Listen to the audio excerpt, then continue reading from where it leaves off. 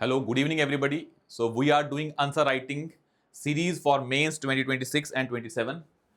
हम इसमें live daily answer writing कर रहे हैं on the basis of themes that are shared with you on civil with the cast Telegram channel.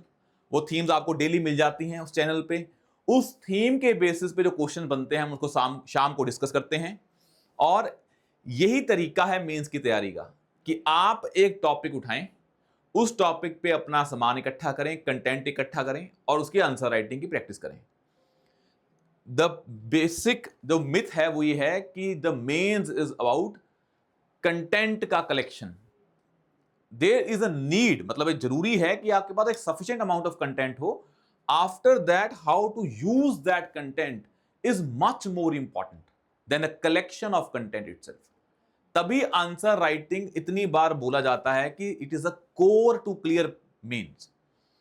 इसीलिए अगर आप सिर्फ पढ़ रहे हैं और आंसर राइटिंग नहीं कर रहे हैं, then you are out of the game, to be very frank. तो एक काम करें, पढ़ें और आंसर राइटिंग करें।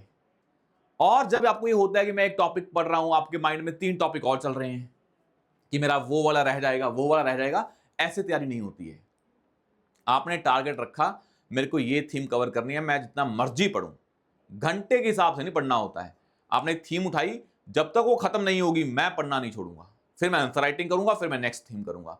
ये टारगेट बेस्ड अप्रोच से एक तो आपको डायरेक्शन मिलती है, दूसरा कॉन्फिडेंस आता है कि my knowledge has some value. Because when you write answer तो कॉन्फिडेंस आता है, मैं लिख पा रहा हूं कि आपके कंटेंट जो आपने पढ़ा है उसकी वैल्यू कितनी है। अदरवाइज तो जितना मर्जी न्यूज देखते रहें, पढ़ते रहें, जितना मर्जी कंटेंट पढ़ते रहें, जितना मर्जी पीडीएफ कलेक्ट करते रहें, उसकी कोई वैल्यू नहीं है फिर। एंड तभी जो टॉपर है, लेट्स सपोज किसी का 6th अटेम्प्ट में निकला है, किसी का फर्स्ट में निकला है, they are not different on the basis of कि भाई उनके पास कंटेंट कितना है। हाँ, किसी जो 6th अटेम्प्ट वाला है उसका उसके पास ज्यादा नॉलेज होगी, फर्स्ट अटेम्प्ट वाले के पास नॉलेज कम होगी, बट वो एग्जाम के लिए मैटर नहीं करता है। एग्जाम के लिए एक सफिशिएंट अमाउंट ऑफ इंफॉर्मेशन होनी चाहिए and much more important is how to apply that information. और यही डायलेमा में लोग उलझे रहते हैं, बच्चे उलझे रहते हैं कि भाई मेरे पास तो अभी कंटेंट कम है, पहले मैं पढ़ूंगा 2 साल, फिर 2 साल बाद लगता है ये भी कम है, 3 साल पढ़ूंगा। Have sufficient amount of knowledge. जो आपकी थीम्स बनाई हैं उसको अगर आप कवर कर रहे हो, then you are in the game. उसके अलावा ना तो आप कर सकते हो, ना आपको करना है, ना वो एग्जाम की रिक्वायरमेंट है। तभी बार बार मैं बोलता हूं कि पढ़ने में और एग्जाम के पढ़ने में दिन रात का फर्क है। अगर आप पढ़ेंगे तो 60 साल 70 साल तक आपको इंफॉर्मेशन नहीं मिलती रहेगी, बट अगर आप एग्जाम के लिए पढ़ रहे हैं तो आपको आपका टारगेट कवर है कि मेरे को इस दायरे में रह के तैयारी करनी है। And this is the whole purpose of this series. तो ये कंटेंट के पीछे ना भागें कि मेरे को ये कोर्स लेना है, ये कंटेंट लेना है, पीडीएफ कलेक्टर ना बने, अपने वीडियोस के कलेक्टर ना बने। जितना किया है उस पर सफिशिएंट नॉलेज पे कॉन्फिडेंस रखें, उसको बार बार रिवाइज करें, उसे रिकॉल करें, उसकी वैल्यू को इंश्योर करें।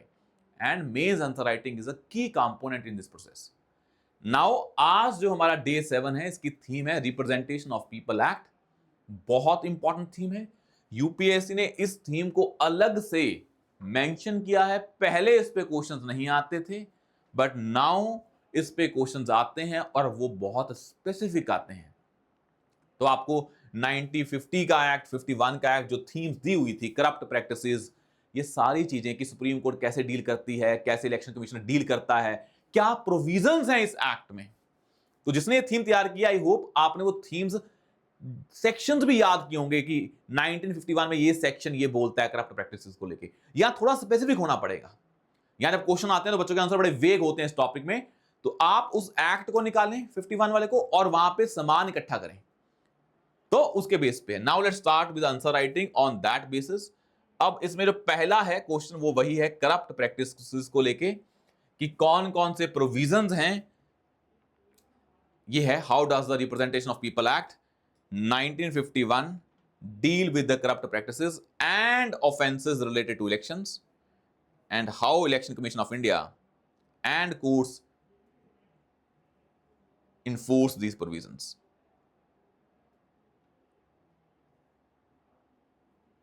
अब इसको करें, 11 मिनट है आपके पास, इसको अपने हिसाब से करें।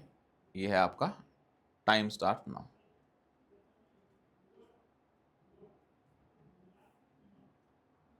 ये है आपका टाइमर। क्वेश्चन है discuss the role of election commission, पूरा आ गया है, टाइम नीचे है।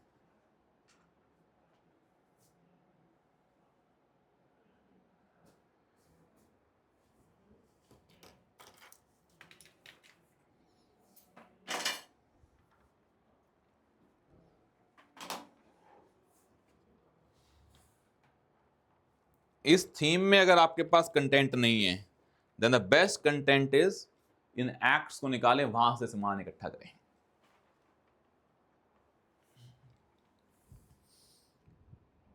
करें इसको, 10 मिनट रह गए हैं आपके पास। This theme is very factual, बड़ी फैक्चुअल है।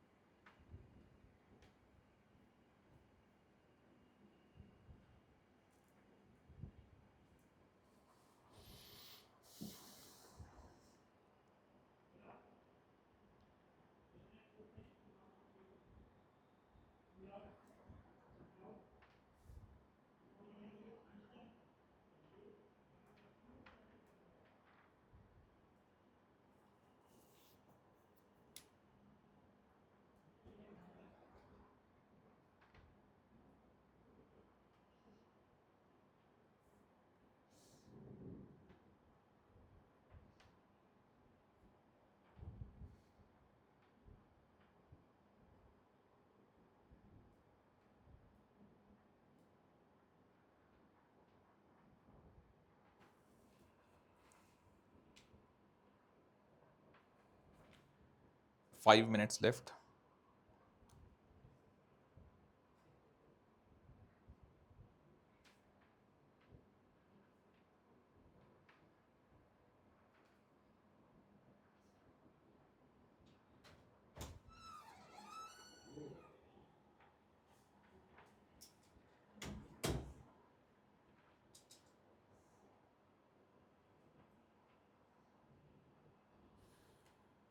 Four minute 50 second.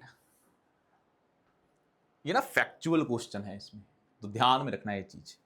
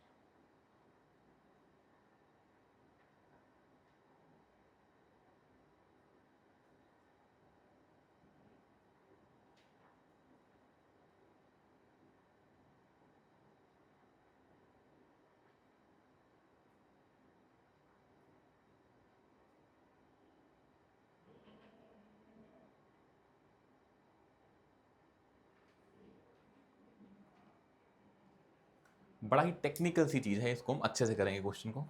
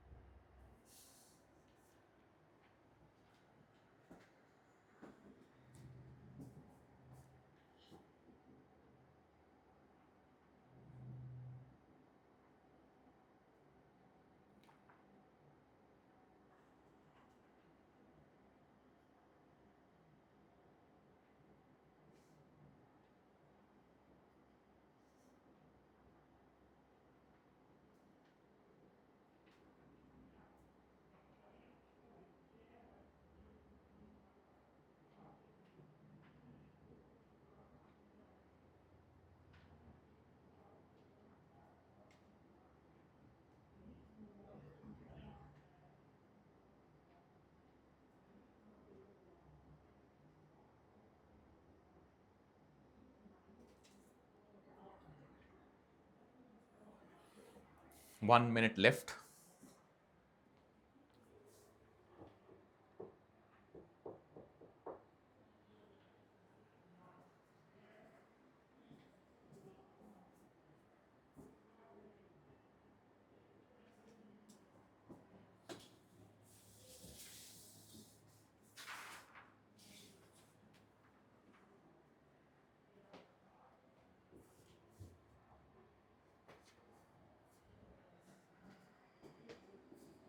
Last 30 seconds.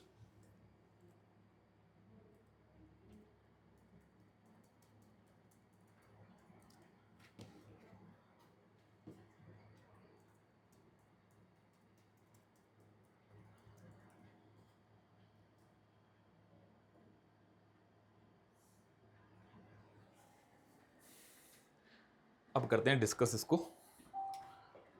Times 3, 2, 1। अब इसको करते हैं डिस्कस।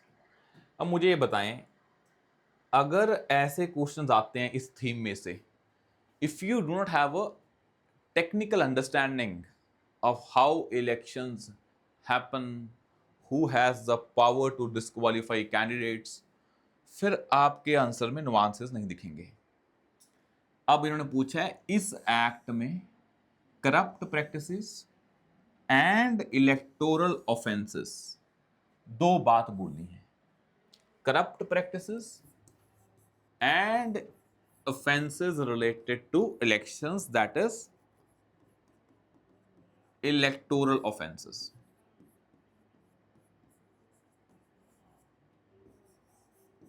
ये दो वर्ड बोलने हैं।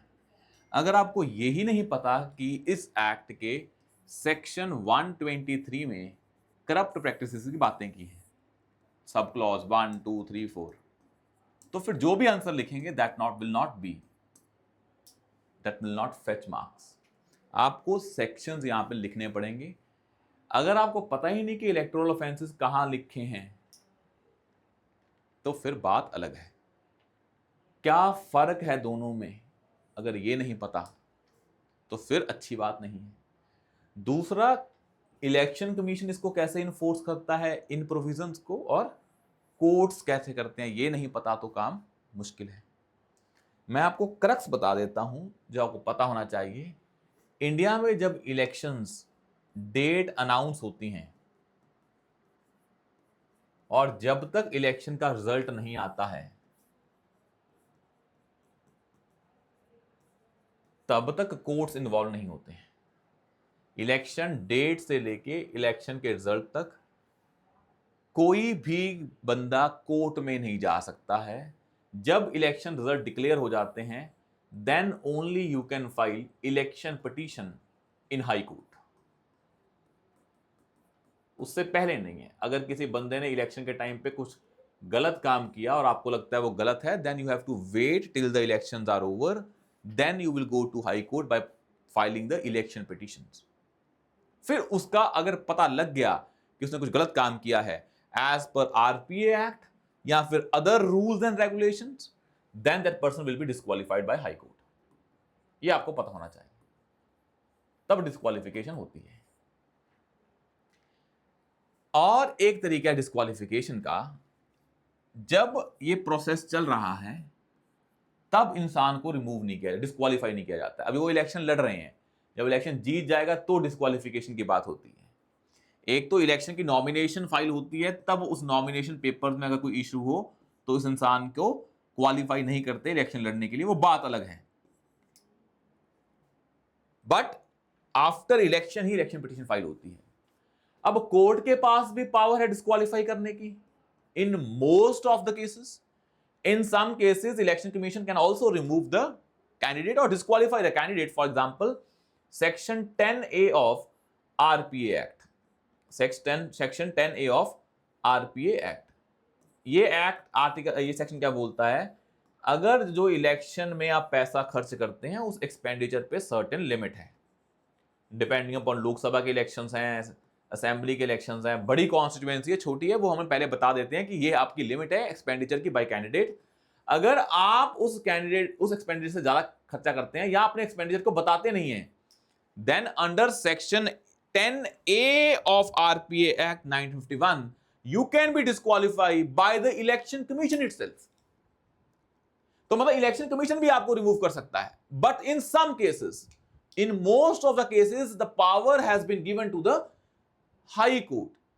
And second, there are disqualifications mentioned in the constitution itself. अब आप जाएंगे संविधान में, वहां पे संविधान में भी क्वालिफिकेशन लिखी हुई है ना एमपीज की, और क्या लिखी है, disqualification. Same is the case in case of state assembly, वहां पे भी एमएलए की क्वालिफिकेशंस भी हैं और एमएलए की डिस्क्वालिफिकेशंस भी हैं। अब जब वो डिस्क्वालिफिकेशंस को डिसाइड करते हैं, देन इन दैट केस उस डिस्क्वालिफिकेशन को डिसाइड करने के लिए इलेक्शन कमीशन जो होता है वो गाइड करता है president in case of MPs और governor in case of state assembly. तो यहां पे संविधान का आर्टिकल है 102, वहां क्वालिफिकेशन डिस्क्वालिफिकेशन की बात की गई है 102, और वैसे ही वहां पे है एक आर्टिकल 191 स्टेट के केस में। मतलब यहां पे डिस्क्वालीफाई कौन करते हैं? प्रेसिडेंट और गवर्नर, पर किसके कहने पे? इलेक्शन कमीशन के कहने पे। तो कहीं तो हाई कोर्ट डिस्क्वालीफाई कर रहा है, कहीं प्रेसिडेंट कर रहा है डिस्क्वालीफाई, कहीं इलेक्शन कमीशन कर रहा है, और कहीं तो लोकसभा का स्पीकर भी कर देता है और असेंबली का स्पीकर भी कर देता है इन case of anti defection law, जो 10th शेड्यूल में लिखा है। इट मींस आपको ये समझ में आया कि डिस्क्वालिफिकेशन के बहुत सारे तरीके हैं, एक तरीका नहीं है।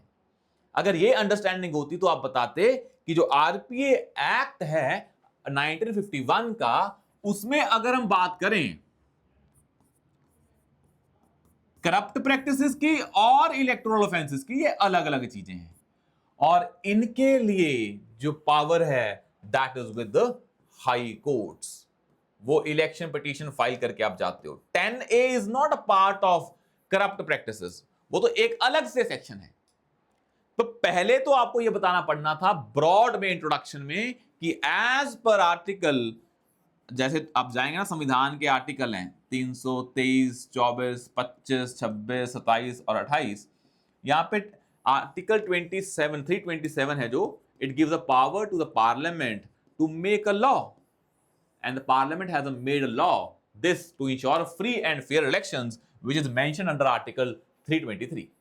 तो अपने संविधान के आर्टिकल स्टार्टिंग में लिख दिए कि इसका जो प्रिंसिपल है फ्री एंड फेयर इलेक्शंस का, उसके लिए पावर दिया पार्लियामेंट, क्योंकि वो लॉ बना पाए, और पार्लियामेंट ने लॉ बनाया, और उसके अंदर दो तरह की क्या है, करप्ट प्रैक्टिसेस हैं और इलेक्टोरल ऑफेंसेस हैं जिसमें डिस्क्वालिफिकेशन होती है।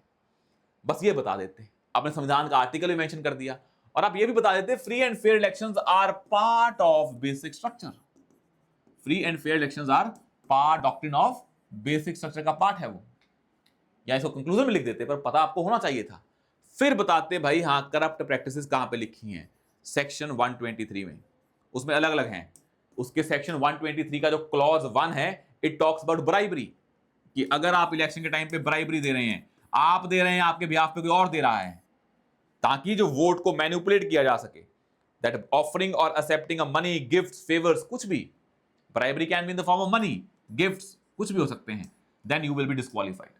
ये है 123 का सब क्लॉज 1। वैसे ही एक है sub clause 2 which talk about undue influence. अगर आप किसी पे अनड्यू इन्फ्लुएंस डाल रहे हो, किसी को डरा रहे हो, धमका रहे हो कि इलेक्शन के बाद देखना या तेरा काम नहीं करने देंगे, किसी को डराना धमकाना नहीं है, undue influence, that is also a corrupt practice. Undue influence, किसी को भी थ्रेट देना, कोहर्जन, ताकि उसका जो वोटिंग है बिहेवियर वो मैनिपुलेट हो जाए। It can be in the form of bribery और it can be form of this. उसको आता है कि अगर आप इलेक्शन में एनिमिटी फैला रहे हो कम्युनिटी के बीच में, promoting एनिमिटी, section 123 sub clause 3, if you are promoting enmity between communities, it is also a corrupt practice, because election free and fair होने चाहिए, लोगों को अपने बुद्धि के हिसाब से वोट डालने दें, लोगों को लड़ाएं नहीं, एनिमिटी ना क्रिएट करें। वो कैसे क्रिएट होती है? You can create on the basis of caste, language, religion, यही लिखा है वहां पे। तभी कॉम्युनल इश्यूज को डिस्कस, इलेक्शन को कॉम्युनलाइज नहीं किया जाता है, ये बैन है अंडर आरपीए एक्ट, वो करप्ट प्रैक्टिस है। ऐसे ही आप और लिखते, एटलीस्ट आप 5-6 तो लिखते ना, कि bribery, undue influence, promoting enmity. One is called as the idea of false statement. False statement. भाई आपने इलेक्शन में कैंपेनिंग कर रहे हो, आपने किसी कैंडिडेट के अगेंस्ट फॉल्स स्टेटमेंट दे दी कि वो बंदा तो क्या है, करप्ट है, उसने तो ये उसके अगेंस्ट क्राइम्स है, पर ऐसा है नहीं है। You can't make a false statements against the candidates because it will destroy the nature of free and fair elections. 5th आ जाता है ट्रांसपोर्ट। ऐसा नहीं है जो बंदा वोट डालने जा रहा है आप उसको गाड़ी भेज रहे हैं उसके लिए, वो आपकी वोट डालेगा, वो ट्रांसपोर्ट, मतलब you will not give a transportation help to the voters, transport for voters, ये नहीं करना है। आप एमएलए के इलेक्शन लड़ रहे हैं, आप एमपी के इलेक्शन लड़ रहे हैं, वोटर के लिए गाड़ियां भेज रहे हैं, जो किया जाता है, it is also a corrupt practice and it is also very important. अगर आप क्या हैं, पावर में हैं, तो जो सिविल सर्वेंट्स होते हैं वो आपको सपोर्ट कर सकते हैं ना भाई। जो पब्लिक सर्वेंट हैं, आप लेट्स सपोज सीएम हो, तो बहुत सारे डीसी ने आपके साथ काम किया होगा ना, अब वही डीसी इलेक्शन करवा रहे हैं। अगर वो पब्लिक सर्वेंट्स अपनी पावर का मिसयूज करके आपको फेवर दे रहे हैं, that is also a corrupt practice. तो वो करप्ट प्रैक्टिस है। मतलब ये कोई भी चीज जो फ्री एंड फेयर इलेक्शन को खत्म करे, miss use of power by public servants भी हो सकता है। This all comes under the domain of corrupt practices. ये तो पता हो पहले कि क्या है करप्ट प्रैक्टिस, क्या है इलेक्टोरल ऑफेंसेस। सेम आते हैं इलेक्टोरल ऑफेंसेस में। अब इलेक्टोरल ऑफेंसेस में आपको पता होना चाहिए था कि मैं पहले लिखूंगा करप्ट प्रैक्टिसेस, फिर लिखूंगा इलेक्टोरल ऑफेंसेस। होता क्या है इन केस ऑफ करप्ट प्रैक्टिसेस, एक चीज समझें, इन दिस करप्ट प्रैक्टिस और इन दिस इलेक्टोरल ऑफेंस, दोनों में ब्रॉड डिफरेंस है। मैं बता देता हूं क्या है, पर आपको पता लगे क्या आता है इसमें। इसमें क्या आता है, आपने अपने एक्सपेंसेस जो खर्चे हैं वो सही नहीं बताए या बताए ही नहीं। तो expenses during election, election expenditure बताना पड़ता है। अगर वो नहीं बताओगे that is electoral offence. Removal और destruction of election notices, election के टाइम पे नोटिस लगते हैं, उसको रिमूव करना या डिस्ट्रॉय करना, ये भी क्या है, इलेक्टोरल ऑफेंस है। जैसे कि बहुत सारी चीजें कॉमन भी हैं करप्ट प्रैक्टिसेस में, जैसे misuse of power by public servant comes under both. ऐसा नहीं है कि दोनों ही बहुत अलग अलग सेपरेट हैं, कुछ क्राइम्स दोनों में आते हैं, misuse of power by public servant. और यही इसका लूप होल है कि करप्ट प्रैक्टिसेस में जो चीजें हैं, कुछ चीजें वहां भी आ रही हैं। यहां पे भी था ना misuse of power by public servant, वहां पे भी है।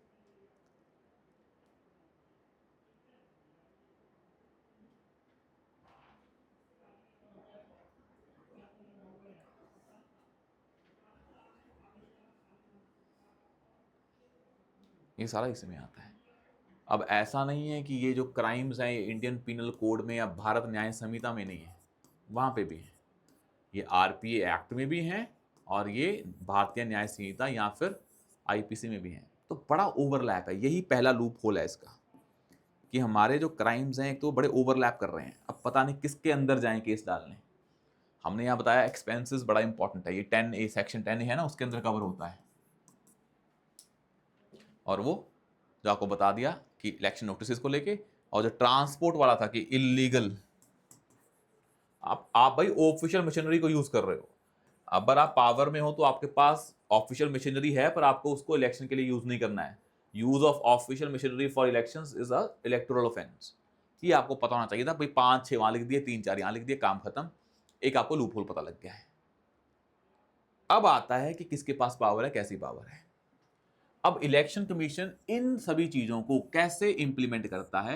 आपने सुना होगा एक कहानी होती है model code of conduct, MCC. Model code of conduct का मतलब है कि इलेक्शन कमीशन देखता है कि जो चीजें गलत हैं, कुछ चीजें जो करप्ट प्रैक्टिसेस में हैं और जो कुछ इलेक्टोरल ऑफेंसेस में हैं, वो मॉडल कोड ऑफ कंडक्ट का भी पार्ट है। इसके अंदर इलेक्शन कमीशन कहता है कि आपका कंडक्ट इसके हिसाब से होना चाहिए। अगर ऐसा नहीं है तो we will give you a kind of a punishment. For example, आप 2 दिन के लिए कैंपेन नहीं करोगे, बट वो लीगली बाइंडिंग नहीं है। ये बस सभी पार्टीज ने इसको एक्सेप्ट कर लिया है कि अगर इलेक्शन कमीशन कुछ बोलता है तो हम एक्सेप्ट कर लेंगे।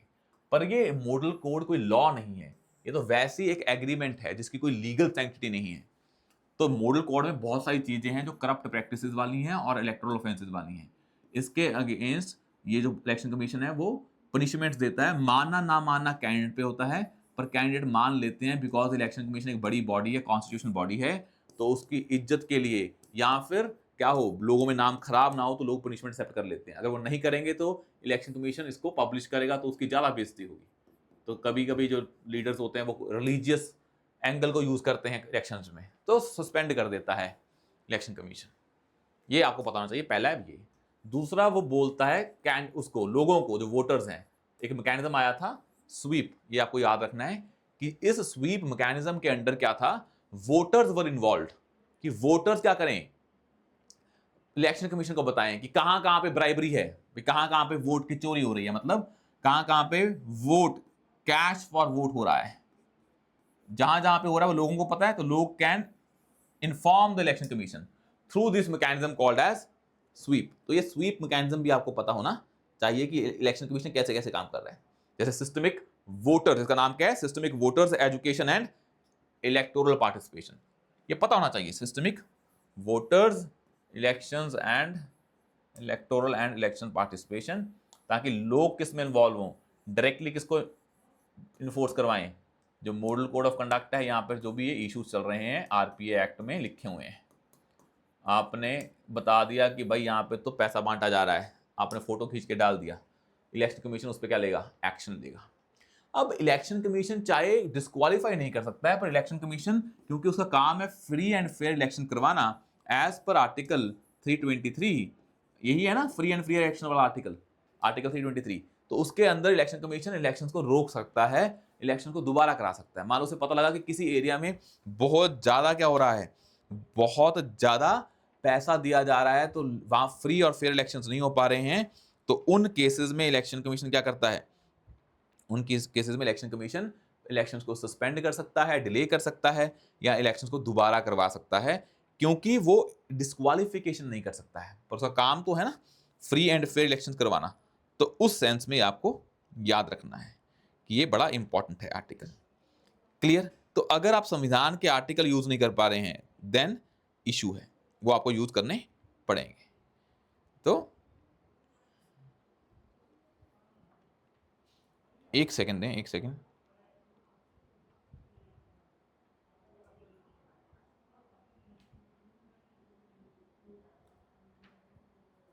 ये हमने गलती से 323 बोल दिया, ये 324 है, सॉरी। यहाँ पे हमने 323 बोला था ना, यहाँ पे सॉरी, यहाँ पे भी स्टार्टिंग में हमने बोला है 323, वो आर्टिकल कौन सा है, ये वाला जो हमने स्टार्टिंग में बोला 324 यहाँ पे, तो इसको गलती से 323 बोला गया, कहाँ पे है, तो जो भी वो आर्टिकल हमने 323 बोला है, ये आज ये है, ये 4 है, 24, 25, 26, 27, 28 है, ये आर्टिकल्स हैं, 30 नहीं है, ट्रिब्यूनल को लेके, ये तो अलग चीज़ है, यूपीएससी ट्रिब्यूनल वाला है, 324 है, मतलब यहाँ पे 324 है, और वहाँ पे 327 है जो पावर देता है, तो ये आर्टिकल थोड़ा 23 मत लिख देना, जाके चेक कर लें। तो कहने का मतलब हमें ये पता होना चाहिए।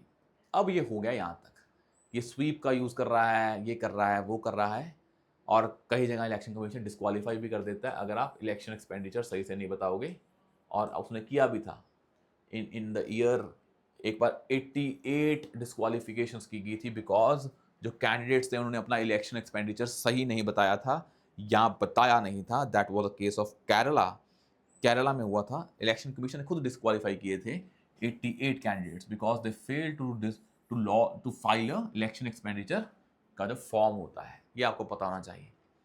और आपको यही पता है कि भाई उसको सारे इलेक्शन क्या करने हैं, ऑब्जर्वर्स भेजता है, इलेक्शन ऑब्जर्वर होते हैं ना, जो इलेक्शंस को ऑब्जर्व करते हैं कि कैसे कोई धांधली तो नहीं चल रही है। जैसे कोई एक पोलिंग बूथ होता है, उसका हेड होता है, एक उस कॉन्स्टिट्यूएंसी का हेड होता है, एक रैंडम ऑब्जर्वर जाते हैं, और ऑब्जर्वर अलग अलग होते हैं। एक ऑब्जर्वर होते हैं कि क्या देखना कि मनी का तो नहीं रोल है इसमें, किसी का होता है कि वायलेंस को लेके तो नहीं है। तो सभी इलेक्शन ऑब्जर्वर बड़े स्पेसिफिक इश्यूज के लिए भेजे जाते हैं, वो भी क्या कर रहे होते हैं, इन्फोर्स कर रहे होते हैं कि कोई भी गलत काम ना हो, फ्री एंड फेयर इलेक्शन हो। अगर वो कुछ फाइंड कर लेते हैं तो then they give report to president और uh governor as a case में भी, और फिर वो बाद में खुद इलेक्शन पिटीशन फाइल करके हाई कोर्ट में जाके उनको डिस्क्वालीफाई कराते हैं, ये भी होता है।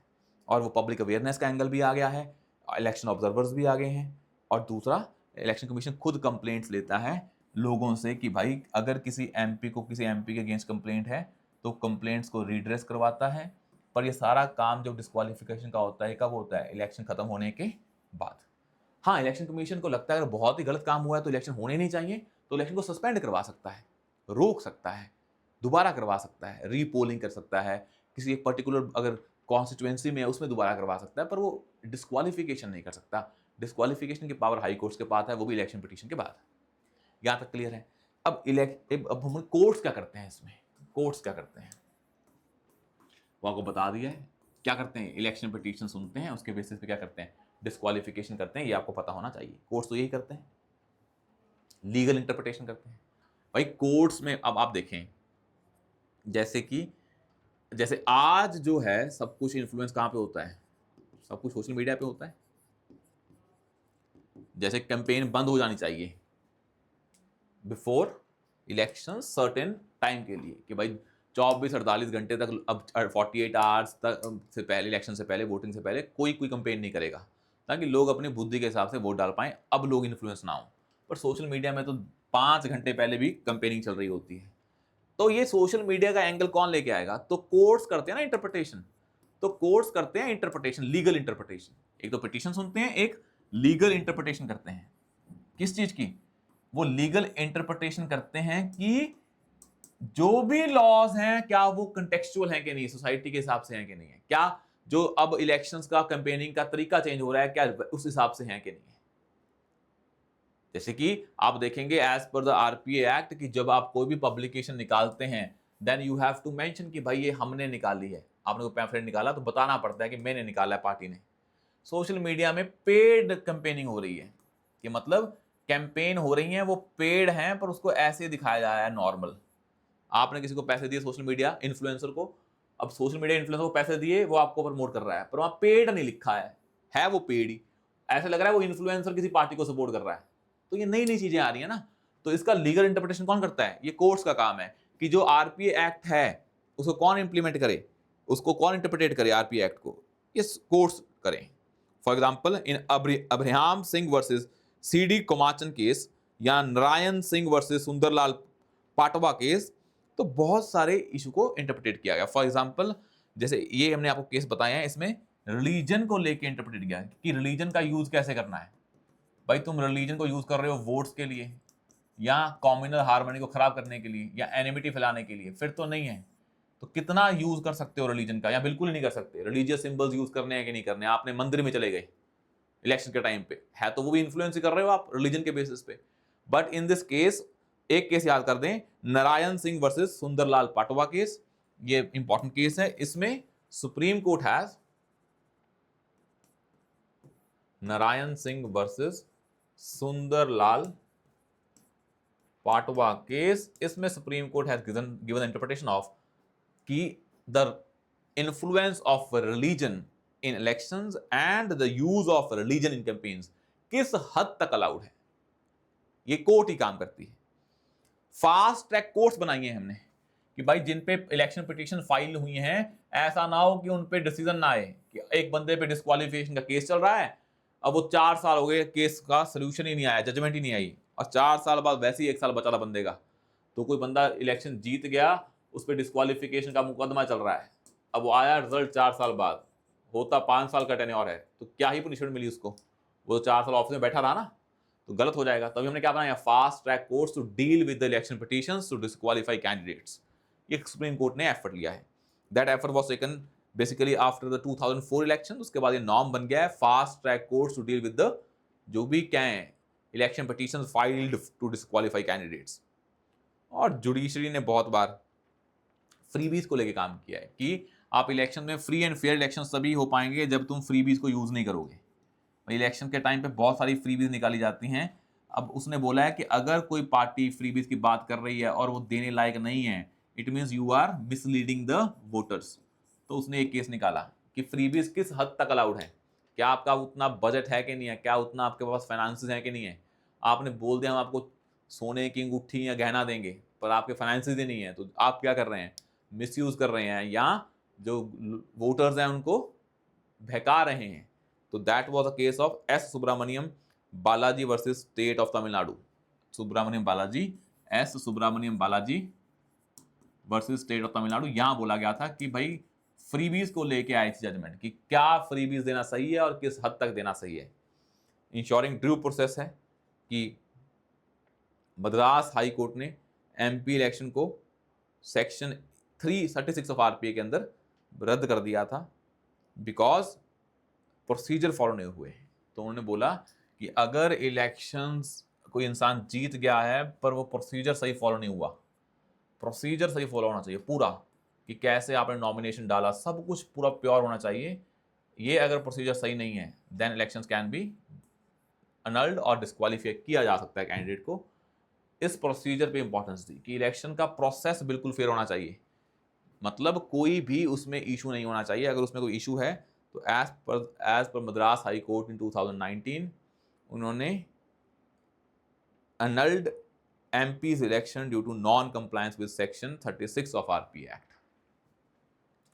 जो MP था उसके प्रोसीजर के बेसिस पे MP को डिस्क्वालीफाई कर दिया बिकॉज RPA एक्ट 36 का सेक्शन उसने वायलेट कर दिया था। That is very important. अब इतना कंटेंट है, इतने सेक्शंस हैं, अगर आपने कर दिए काम खत्म। नेक्स्ट जाते जाते क्या बता सकते हैं,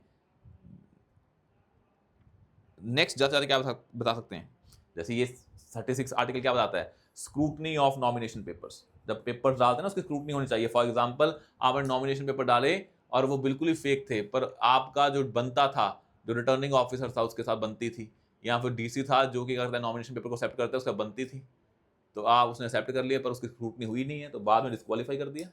आप जीत गए, इसका मतलब ये थोड़ा ना कि स्क्रूटनी जो नहीं हुई है वो सही चीज है, वो गलत तो गलत ही है। तो प्रोसीजर पूरा क्या होना चाहिए, सही होना चाहिए। अब इसका वे फॉरवर्ड क्या है कि there are so many bodies involve, election commission, courts, after election disqualification होगी, बीच में पता लग गया तो क्या करें, सारी क्या है लूप होल्स हैं। उसके बेस पे आप क्या करेंगे, अब पेपर में पूछा नहीं है, आप एक नेक्स्ट पार्ट क्या बनाएंगे अपने क्वेश्चन का, दैट इज वेरी इंपॉर्टेंट और वो जरूरी भी है, उसके बिना बात नहीं बनेगी। तो आप एक काम कर सकते हैं, आपके लास्ट पन्ना था मान लो ये वाला, उस लास्ट पन्ने में जो हमने पूरी कहानी बढ़ दी 3 पेजों में, इतना पन्ना छोड़ दें, यहां पे बनाते इश्यूज और यहां लिखते इश्यूज, कितने, बस 5 4, और यहां लिखते सोल्यूशन, काम खत्म, 4 4 शॉर्ट में, और लास्ट में लिख देते अपना कंक्लूजन। ये बस इसमें 4 4 वो बहुत ही शॉर्ट और क्रिस्प में होनी चाहिए कि मॉडल कोड ऑफ कंडक्ट क्या है, उसकी लीगल सैंक्टिटी नहीं है, ये इशू है। आफ्टर इलेक्शन होती है इलेक्शन पिटीशन, ये प्रॉब्लम है। न्यू टेक्नोलॉजीज आ रही हैं, वो बड़ी प्रॉब्लम है, ये बड़ा इशू है। इंडिया में इलेक्शन एक्सपेंडिचर कैंडिडेट पे तो है, पार्टीज पे नहीं है, ये बड़ा इशू है। दोनों में कौन कर रहा है ये नहीं पता है। वे फॉरवर्ड क्या है, that we should have a fast track courts, we should have independence of election commission of India to enforce, ताकि वो ट्रस्ट बना रहे। और दूसरा क्या है, people should be participating in this process because they are at the ground level, वो कर सकते हैं स्वीप जैसे, वोटर अवेयरनेस फैलानी पड़ेगी और ज़्यादा। ये वे फॉरवर्ड लिखते काम खत्म। कंक्लूजन क्या लिखेंगे कि डेमोक्रेसी का कोर एलिमेंट है elections. If the elections are not fair then the democracy is under threat. So democracy की ये गारंटी के लिए कि we are a democratic country and we are following the rule of law, the election should be free and fair, and that should be done if we have to ensure the trust of people in a democracy. ये खत्म करके काम खत्म कर दें, ये है इसको करने का तरीका, ये आपको समझ आना चाहिए। आया यहां तक क्लियर है? Now let's do the next question जो बड़ा इंपॉर्टेंट है। एक और क्वेश्चन है इसी को लेके, अब इसमें ना बड़ा ही वो है कि भाई क्या करें क्या ना करें। जैसे नेक्स्ट क्वेश्चन लिखें, जो हम वे फॉरवर्ड कर रहे थे उसी के कंटेक्स्ट में लिखें, इन द कंटेक्स्ट ऑफ, जो आ सकता है पेपर में, in the context of representation of people act. और आपको पता ना अभी तक दोनों के पास पावर है, स्टेट के पास भी और पार्लियामेंट के पास भी, लॉ बनाने की इलेक्शन को लेके। पर इंडिया में अभी तक पार्लियामेंट ने बनाया, किसी भी स्टेट ने लॉ नहीं बनाया है। जो ये दोनों एक्ट्स हैं, आरपीए और act of 1950 and 51, in the context of representation of people act, what changes are needed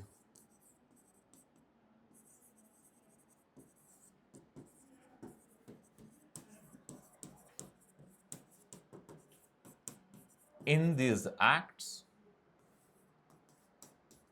to achieve the goal of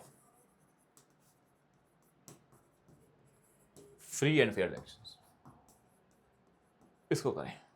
You have 11 minutes, start कर दें। 15 मार्कर है, अपना 11 मिनट है, करें इसको।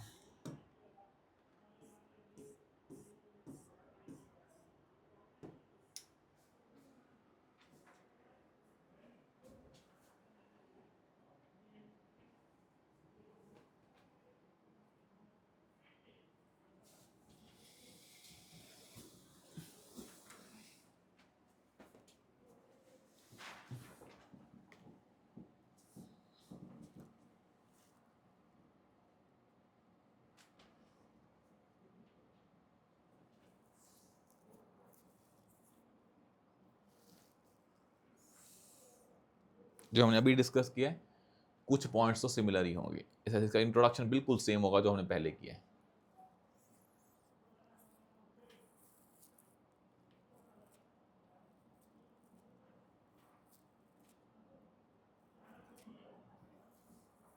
जैसे हो रहा है SIR हो रहा है, वो भी इसी का ही पार्ट बनेगा।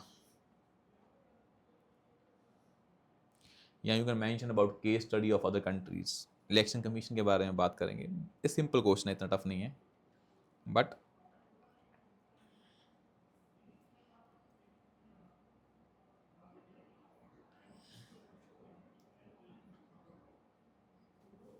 ये सिंपल है, इतना टफ नहीं है। पिछला टफ था बिकॉज वो स्पेसिफिक था, उसमें that question was very specific.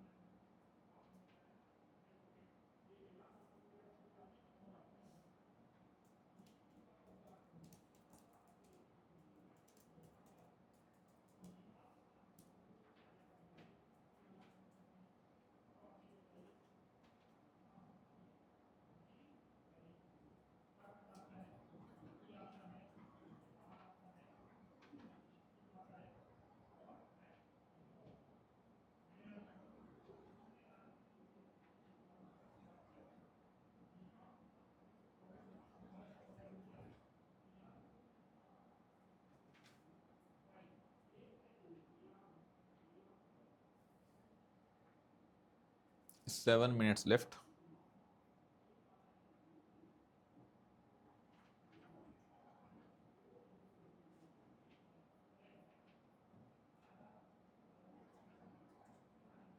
इस क्वेश्चन में इतना कंटेंट है, इतने सुप्रीम कोर्ट के जजमेंट्स हैं, इतनी कमिटीज़ हैं, इतने इश्यूज हैं, इतनी एग्जांपल्स हैं, सब कुछ है आपके पास इसमें, भर भर के आएगा कंटेंट। वो will discuss this question with respect to content कि कैसे आप ऐड कर पाएंगे। क्वेश्चन सिंपल है, थोड़ा बहुत इंट्रोडक्शन, इंटरलिंकिंग पैराग्राफ में थोड़े से इनोवेशंस की जा सकती हैं इस क्वेश्चन में, वो विल डू दैट।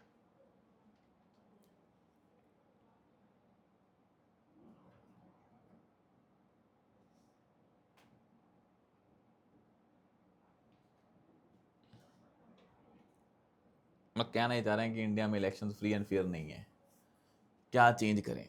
तो मतलब पहले इलेक्शन फ्री एंड फेयर नहीं है वो दिखाना पड़ेगा, क्या क्या इश्यूज हैं, मतलब फिर आएगा चेंजेस। तो एक पार्ट बनता है जो कि इनडायरेक्ट डिमांड है, जिसको बड़े स्मार्टली एड्रेस करना है, क्योंकि मेन डिमांड क्या है कि चेंजेस करें। पर चेंजेस क्यों करने हैं? Because there are certain issues, so then you have to mention certain issues also in the beginning.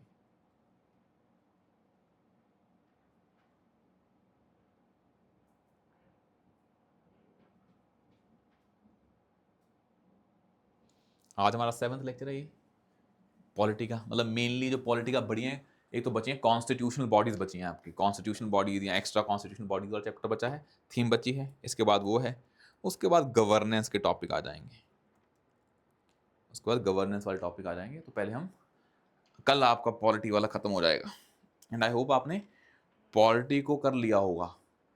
Polity के लिए अगर देखा जाए कायदे से 8-9 दिन मेंस के लिए बहुत है, अगर आपने पहले पढ़ी हुई है एक बार। टोटल GS2 IR छोड़ के यू नीड जस्ट 13 days। 13 दिन का है पॉलिटी और गवर्नेंस। गवर्नेंस पे ज़्यादा टाइम लगता है, 4-5 दिन लगते हैं, पॉलिटी में 8 दिन लगते हैं बस। गवर्नेंस कम आता है पर थोड़ा लेंदी है, पॉलिटी में आते ज़्यादा हैं पर क्योंकि हम पढ़ते ही बहुत हैं तो जल्दी हो जाता है। तो जो कर रहे हैं इस बार पेपर दे रहे हैं, अगली बार दे रहे हैं, आपको टारगेट चाहिए मैक्सिमम 15 days या 13 दिन बस पॉलिटी गवर्नेंस के लिए। अगर बाकी ज़्यादा पढ़ रहे हैं उसकी जरूरत नहीं है। There is no end to this content thing.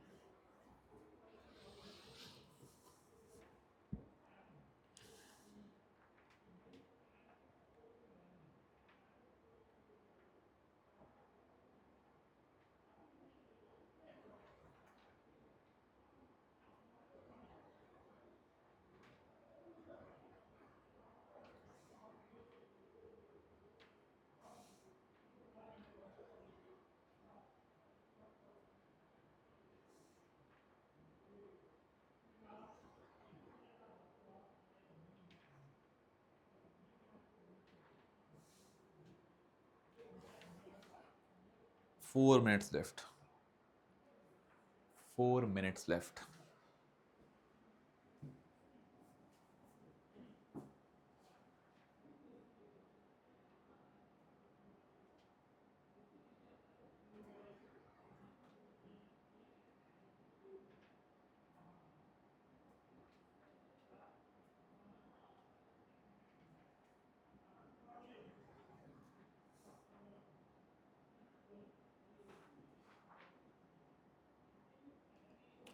Three minutes left. अगर कोई भी आपको डाउट है आंसर राइटिंग को लेके तो यू कैन मैं call us on the given number जो डिस्क्रिप्शन में होगा। वैसे कमेंट में भी बताएं अगर आपको दिक्कत आ रही है किसी भी आंसर राइटिंग के एस्पेक्ट में।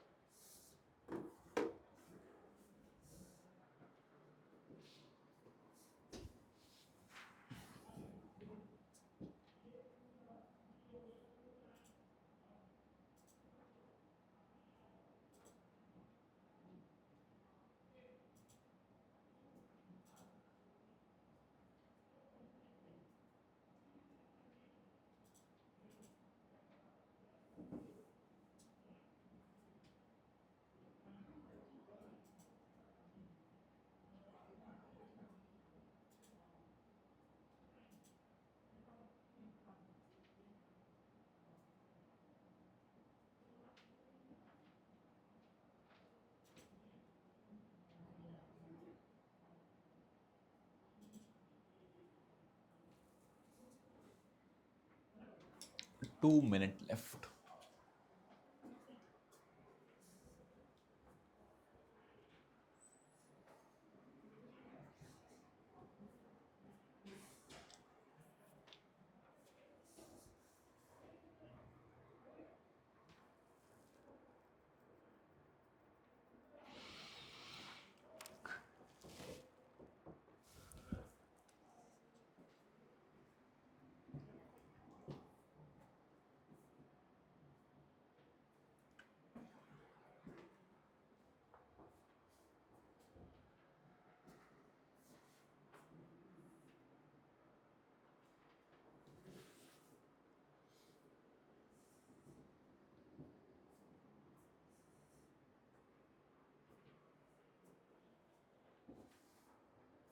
Last 1 minute।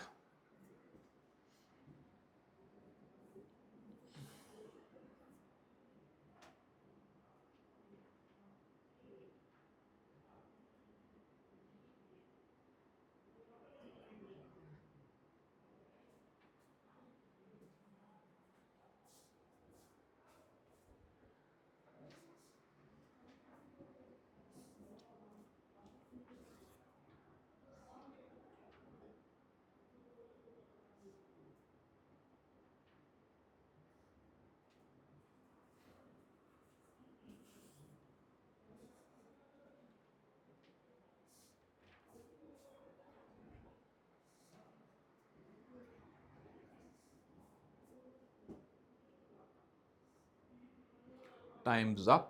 8 7 6 5 4 3 2 1. अब देखिए क्वेश्चन क्या है. अब ना मैंने आपको बताया, कह रहा है कि आरपीए एक्ट 1950 और 51, इसके कंटेक्स्ट में बताएं कि क्या क्या चेंजेस नीडेड हैं ताकि हमारा कौन सा गोल अचीव हो जाए, फ्री एंड फेयर इलेक्शंस का. मतलब ये कुछ सही से काम नहीं कर रहे हैं, जिसकी वजह से कुछ इश्यूज आ रहे हैं, जो क्या शो करते हैं इश्यूज कि इंडिया में क्या नहीं हो रहे हैं, फ्री एंड फेयर इलेक्शंस नहीं हो रहे हैं. तो हमें पहले तो बॉडी में बताना पड़ेगा कि आरपीए एक्ट 1950 और 51 का गोल क्या है. ऑफ कोर्स ब्रॉड गोल क्या है, free and fair elections, but how they are trying to achieve that you have to mention. But in the recent past, we have seen these issues, which shows we need certain amendments. तो ये कहानी एक पन्ने पे आनी चाहिए. क्यों है आरपीए ब्रॉड गोल और specific goal but not fulfilled? ये है manifestation, for example criminalisation of politics, which shows that elections are not free and fair.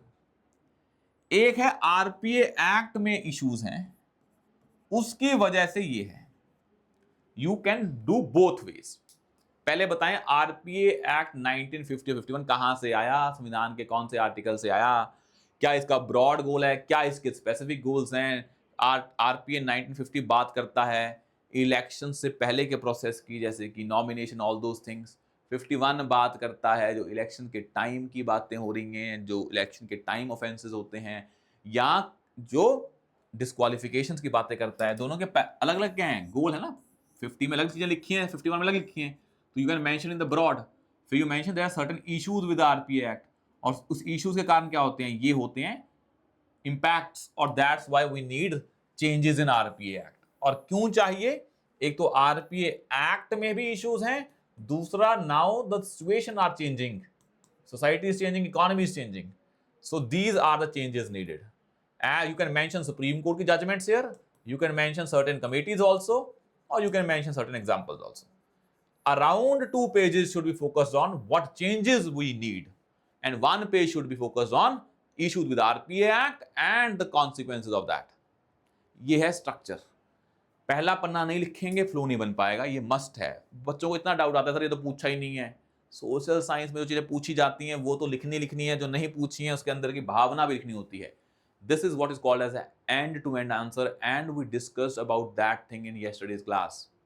कि कैसे end-to-end आंसर लिखे जाते हैं. आई होप आपने वो सेशन लगाया होगा. If not, just go and watch the lecture number 6. वहां पे हमने अच्छे से डिस्कस किया है क्या होते हैं end-to-end answer. If you go and see the topper copies, you will find one common thing among all the copies, that they write end-to-end answer.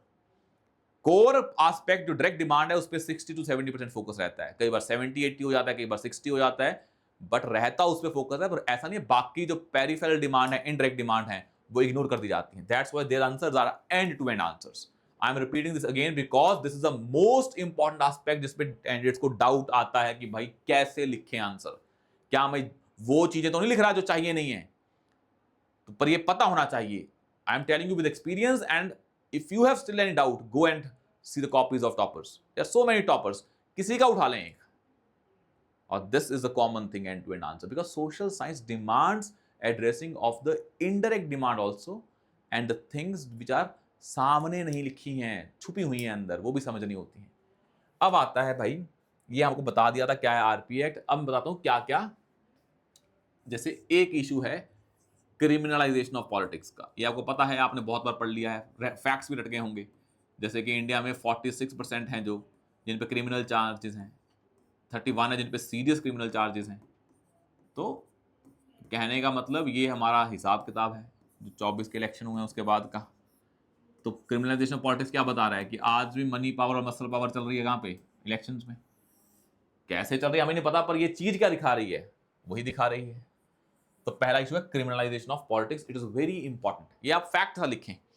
Second आता है कि भाई एक है जो paid news and media manipulation आ रहा है, पेड न्यूज आपको अभी बताया है, and how to tackle this paid news, the biggest challenge that the election commission of India is facing. कि न्यूज पेड होती हैं पर दिखाई ऐसे जाती हैं दे आर नॉट पेड, और इससे वोटर इन्फ्लुएंस होते हैं, special in the at the time in the age of social media. और सोशल मीडिया के जो एल्गोरिदम्स होते हैं उनको मैनिपुलेट किया जा सकता है। You know about Pegasus, you know about Cambridge Analytica, how they manipulated the social media, because algorithms can corrupt the minds of voters according to the जो भी वो इको चैम्बर बना के, the word you can mention echo chamber बना के आपके social media में एक ही इंसान बार बार दिख रहा है आपको लगता है वही क्या है, उसी का नैरेटिव स्ट्रांग है। तो narratives can be manipulated by the social media algorithms. It is a new age problem, तो we have to find the solution to that. अब कैंपेनिंग वहां थोड़ा होती है स्ट्रीट्स में, वो भी होती है, पर सबसे ज्यादा कहां पे होती है, सोशल मीडिया पे। बिकॉज आप टाइम कहां पे स्पेंड करते हैं, मोस्टली सोशल मीडिया पे। और उससे बड़ी प्रॉब्लम क्या है, सबसे बड़ी प्रॉब्लम आ रही है फेक न्यूज की, डीप फेक्स की। भाई पूरा नैरेटिव चेंज हो जाता है। आपने किसी कैंडिडेट के अगेंस्ट कोई डीप फेक या फेक न्यूज फैला दी और दिखा दिया कि that person is immoral in any way. आप देखेंगे जब इलेक्शन आ रहे होते हैं, लोगों की पर्सनल वीडियोस वायरल हो जाती हैं, because just to defame that person. तो वो होती बात है डीप फेक है, तो भाई कैंडिडेट तो गया ना वो जो इलेक्शन लड़ रहा था, और वोटर मैनिपुलेट हो गए। और डिले इन इलेक्शन पिटीशंस, आपको वही बताया कि इलेक्शन पिटीशन बहुत ही डिले के बाद फाइल होती है, जब पूरा प्रोसेस क्या हो जाता है, खत्म हो जाता है। जब इलेक्शन खत्म ही हो गया, फिर उसके बाद पिटीशन को फाइल करनी, गलत काम के बाद, पहले होनी चाहिए। और सबसे बड़ी प्रॉब्लम क्या है, there is no internal democracy in political parties. वहां तो इलेक्शन ही नहीं हो रहे हैं। आरपीए एक्ट के बेसिस पे देखें, मतलब इंटरनल डेमोक्रेसी क्या बिल्कुल वीक है पार्टीज में। The strong leaders that are emerging, और इलेक्टोरल रोल में एरर्स होते हैं। कोई बंदा कहता है मेरा तो नाम ही कट गया, ये बड़ा इशू चल रहा है, इलेक्टोरल रोल में एरर्स हैं। जब इलेक्टोरल रोल में ही इशू हैं, तो फिर वोटिंग में तो इशू होंगे ही होंगे। तभी तो उसके लिए हम क्या कर रहे हैं, इंटेंसिव रिवीजन चल रही है एसआईआर, कि इलेक्टोरल रोल्स को प्यूरिफाई करें पहले, ताकि जो लोग नहीं हैं उनका नाम हटाएं, जिनका नाम नहीं है उनको डालें, ताकि वोटिंग सही हो। अब ये हैं इश्यूज जो एग्जिस्ट कर रहे हैं। आपको ये ब्रीफली लिखने थे 5-6, इससे ज्यादा नहीं लिखने हैं बस। अब बताएं क्या हमें क्या करनी है, अमेंडमेंट्स करनी है। अब उसको अमेंडमेंट्स को डिटेल में डिस्कस कर लेते हैं। अब मैं आपको बता देता हूं ब्रॉड में कौन कौन सी अमेंडमेंट है, आपने कौन कौन सी लिखे चेक कर लो। जैसे एक चाहिए हमें, पहले तो इलेक्शन कमीशन ऑफ इंडिया के पास पावर होनी चाहिए डिस्क्वालिफिकेशंस की ज्यादा। अब उसको हाई कोर्ट हुई कोर्ट पे डिपेंड नहीं होना चाहिए इतना। पूरा इलेक्शन का प्रोसेस खत्म होने के बाद अगर पिटीशन डालोगे, इलेक्शन कमीशन के पास बहुत सारी पावर्स नहीं है। बहुत सारी पॉलिटिकल पार्टीज हैं, उनको डी रजिस्टर करने की पावर नहीं है। मतलब इलेक्शन कमीशन के पास रजिस्टर करने की पावर है, पर डी रजिस्टर करने की पावर नहीं है। बहुत सारी पॉलिटिकल पार्टीज वैसे ही बनी हुई हैं just to gain a tax benefits, tax haven बन के बैठी हैं वो। एक आपको इलेक्टोरल रोल्स को करना पड़ेगा सही, डुप्लीकेट रोल नाम को हटाना पड़ेगा, नए नाम जो नहीं है वो डालना पड़ेगा। इसमें you can use AI assisted verification of electoral rolls, ताकि फेक वोटर्स को हटाया जा सके और जो रियल वोटर्स हैं उनको ऐड किया जा सके। वही एसआईआर की बात है। माइग्रेंट वर्कर्स को लेके वोटिंग की बात है, because they are migrant workers, they can not have their voting rights. India में 10 करोड़ से ज्यादा इंटरनल माइग्रेंट्स हैं, उनके लिए एडजस्ट करना पड़ेगा। दूसरा, आधार लिंकेज विद सेफगार्ड्स, मतलब आधार लिंकेज आप कर रहे हो वॉलेंटरी है, पर इसके लिए ऐसा ना हो कि बहुत सारे वोटर्स क्या रह जाएं, इलेक्टोरल रोल से बाहर चले जाएं। डीक्रिमिनलाइजेशन के लिए जो सेक्शन 8 है, उसमें सुप्रीम कोर्ट की जजमेंट भी आई थी, जो जयललिता केस के बाद आई थी। That judgement is very important कि भाई सेक्शन 8 जो क्लॉज 4 है, अगर एक बार आपको कोर्ट ने पकड़ लिया, फिर आप चले गए, फिर आप डिस्क्वालीफाई उसी दिन हो गए हो। That case is very important, that is lily Thomas versus union of India case 2013। Supreme court का नाम लिख दिया आपने, lily Thomas versus union of India case 2013। ये केस लिख दिया कि जो ये केस था, ये सेक्शन 8 वाला, कि जैसे ही आप प्रूव हुआ कन्विक्शन, अपील करनी नहीं है, टाइम नहीं देंगे आपको। The moment you are convicted by court you will be disqualified. बाद में केस लड़ते रहे। जैसे लिली people union of civil liberty था, people union of civil liberties versus a very important case that is union of India case, की right to know about the credentials of candidates, वो right to informed decision वाला जो है, that is important. ये 2003 का case था। और एक ऐसा ही था कि ये है राइट टू हैव इंफॉर्मेशन, जो कैंडिडेट्स लड़ रहे हैं, उसने बताया ना आर्टिकल 19 क्लॉज 1 सब क्लॉज ए कि right to freedom of speech expression. Expression जो है, वोटिंग भी एक तरह का एक्सप्रेशन है, तो वोटिंग एक्सप्रेशन कैसा होना चाहिए, इन्फॉर्म्ड होना चाहिए, तो आपको कैंडिडेट्स के बारे में इंफॉर्मेशन होनी चाहिए। तो you can mention those thing, तभी क्या खत्म हो पाएगी, क्रिमिनलाइजेशन खत्म हो पाएगी, क्योंकि आपको उनके क्रिमिनल एंटीसीडेंट्स के बारे में पता होगा। 2017 में केस था अब्राहम सिंह वर्सेस सीडी, ये जो था अभी हम पिछले केस में बताया था लास्ट क्वेश्चन में, अब्राहम वर्सेस सीडी।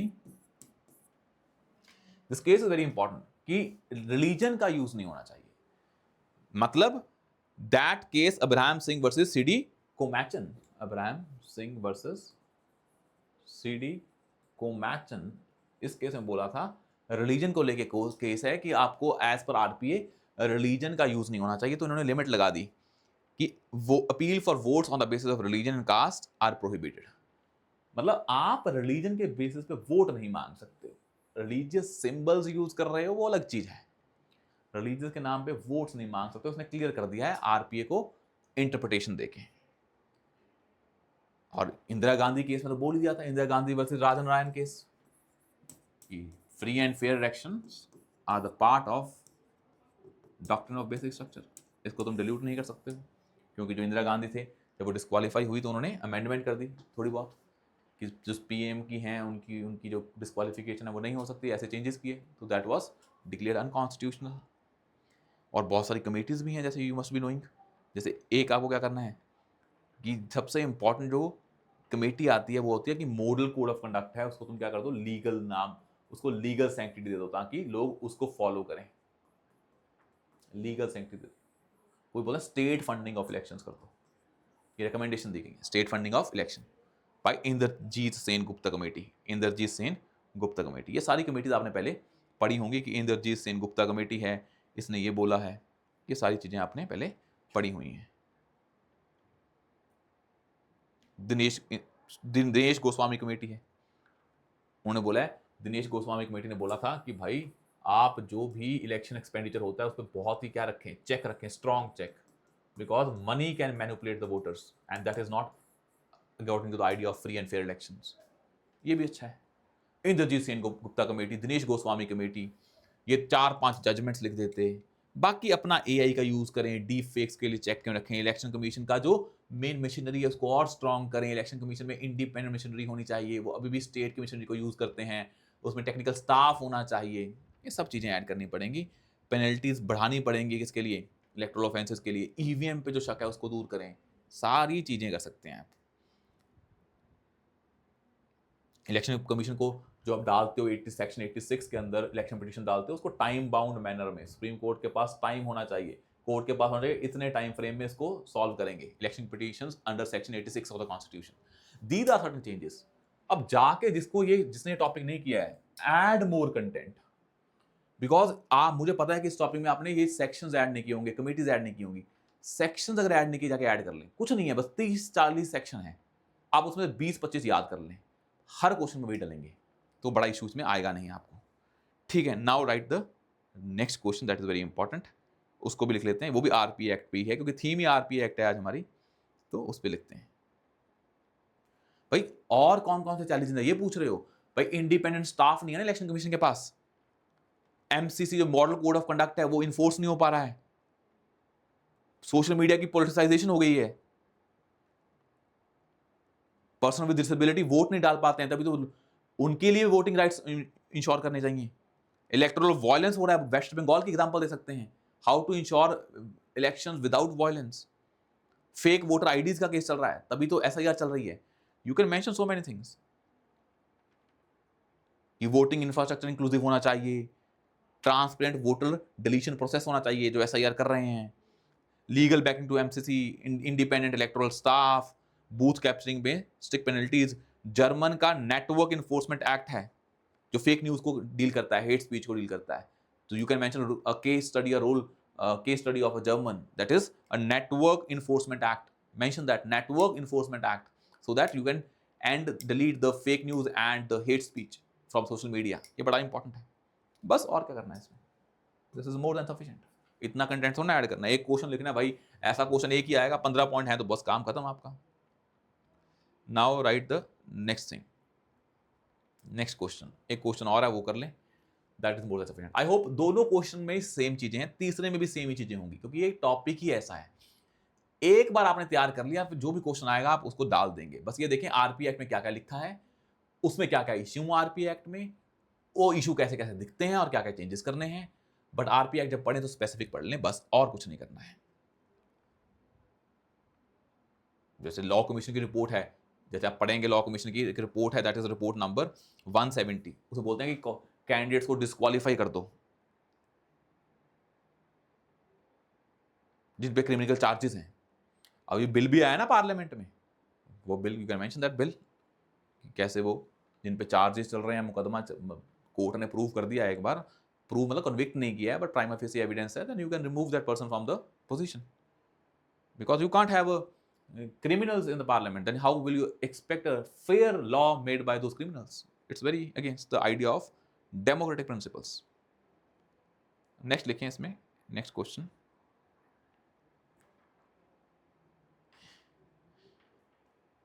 यहां तक क्लियर है ना, किसी को डाउट तो नहीं है? तो लिख लें एक क्वेश्चन लास्ट,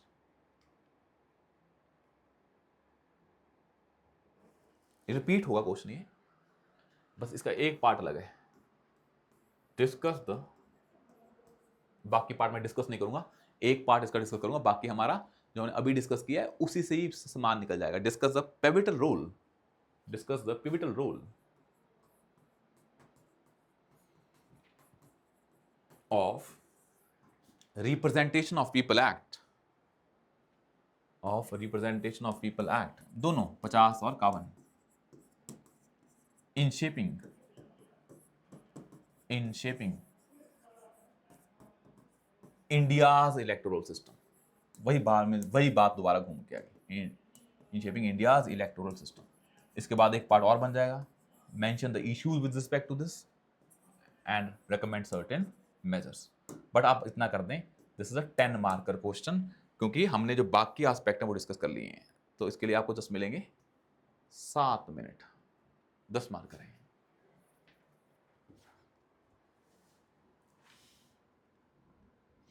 ब्रॉड बताना है क्या है आरपीए एक्ट में जिससे इंडिया का इलेक्टोरल सिस्टम गवर्न होता है, और तो क्या ही है इसमें।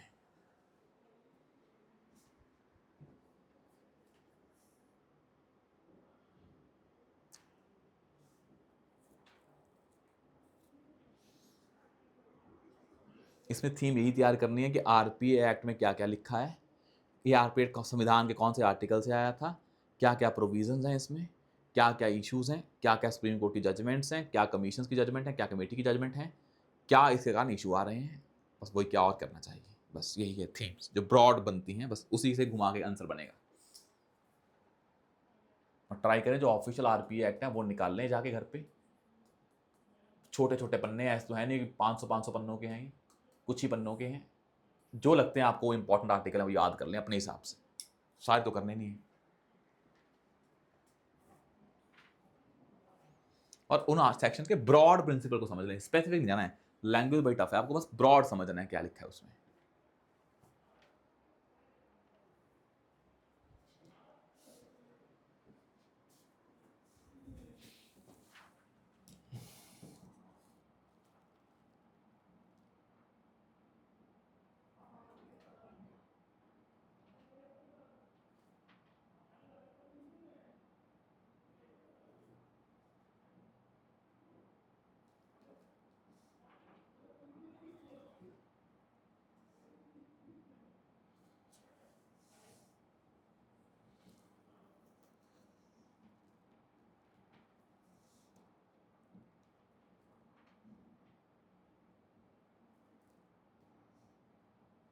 ये क्वेश्चन हमने डिस्कस कर लिया है, वैसे दोनों क्वेश्चन डिस्कस किए हैं, उसी से समान निकलेगा इसमें, but for writing practice we are doing this, ताकि जिसने नहीं भी तैयारी की थी इस टॉपिक की वो ये क्वेश्चन तो कर पाए।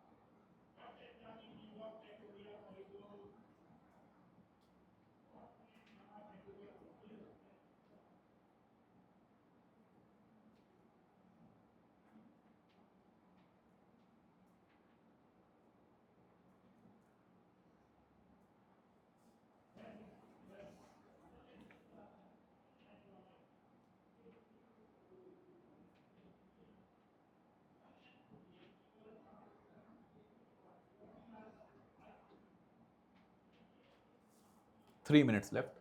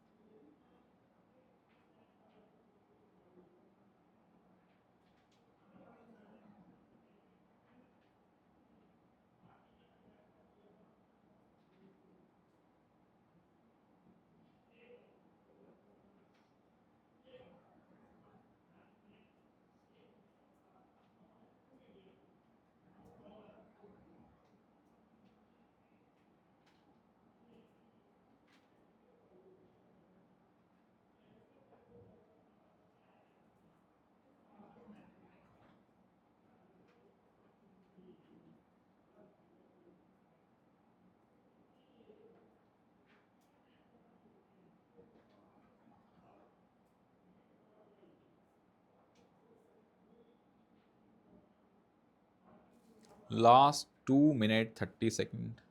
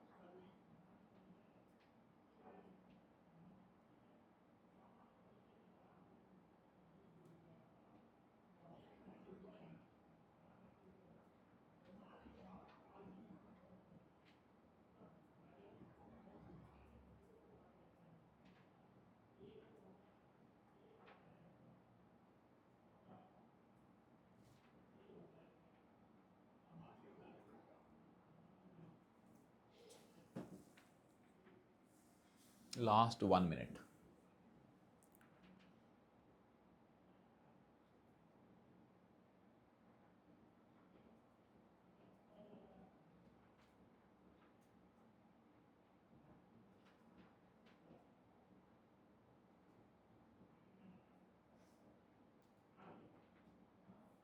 अब इस क्वेश्चन में कुछ है नहीं है, जो हमने डिस्कस किया है सेम ही है पिछले जैसा.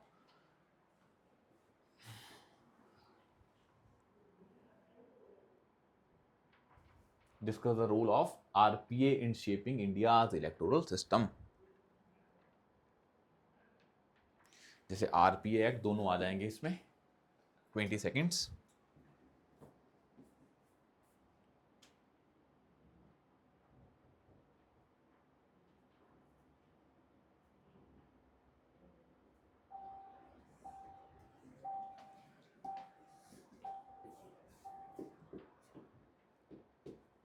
अब ना इस आरपीए एक्ट में ब्रॉड आपको बताना है. जैसे फॉर एग्जांपल आरपीए एक्ट में भी तो क्या लिखी हुई है आपकी, संविधान में लिखी है ना क्वालिफिकेशन और डिस्क्वालिफिकेशन. कुछ कहाँ पे लिखी है, यहाँ पे लिखी है. तो RPA act talks about qualification and disqualification. Voting का प्रोसेस कैसे होगा, काउंटिंग कैसे होगी, ये भी कहाँ पे लिखा हुआ है, आरपीए एक्ट में, ताकि जो वोटिंग है उसमें कोई फ्रॉड ना हो. तो पूरा नॉमिनेशन कैसे होगा, वोटिंग कैसे होगी, काउंटिंग कैसे होगी. तो जैसे कि section 33 talks about filing of nomination papers, आप ये बता सकते हैं. सेक्शन बताएंगे इसमें भी, बस आप बताओगे ये करता है और यहाँ पे लिखा हुआ है. क्वालिफिकेशन डिस्क्वालिफिकेशन के बारे में आप बोलोगे, डिस्क्वालिफिकेशन के लिए क्या है, सेक्शन 123 आरपीआई एक्ट 1951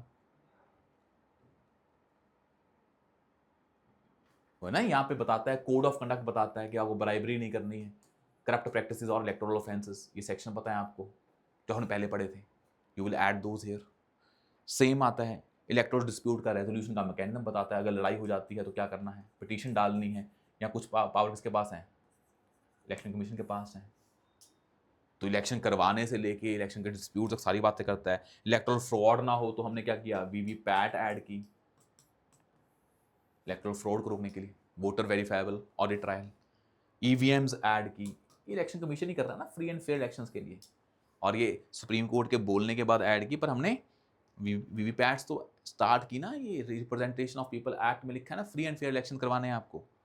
ये सब चीज़ें क्या हैं, सब चीज़ आपको बतानी है। यहाँ पे क्या लिखी हैं, पनिशमेंट्स लिखी हैं, यहाँ पे कोड ऑफ कंडक्ट लिखा है, यहाँ पे काउंटिंग कैसे करनी है, क्या पावर्स ऑफ इलेक्शन ऑब्जर्वर लिखा है, सब कुछ लिखा है यहाँ पे। इलेक्शन करवाने से लेके डिस्प्यूट तक जो भी चीज़ें समझ में आती हैं 8 पॉइंट लिख दें, काम खत्म। डिस्कस करना है तो क्या लिखेंगे, ये लिखा हुआ है अच्छी बातें, पर कुछ नेगेटिव बातें भी हैं और कुछ हमें करना चाहिए। तो क्या स्ट्रक्चर बनेगी, आरपीए एक्ट में ये लिखा है थ्योरेटिकली, जिसमें वो ऐसे ऐसे करता है, पर ऐसा ऐसा नहीं हुआ है और ऐसा ऐसा करना है। वर्ड क्या है, डिस्कस, कि उसने कैसे किया है, तो आप बोलोगे ऐसे किया है और ऐसे नहीं किया और ऐसे करना चाहिए।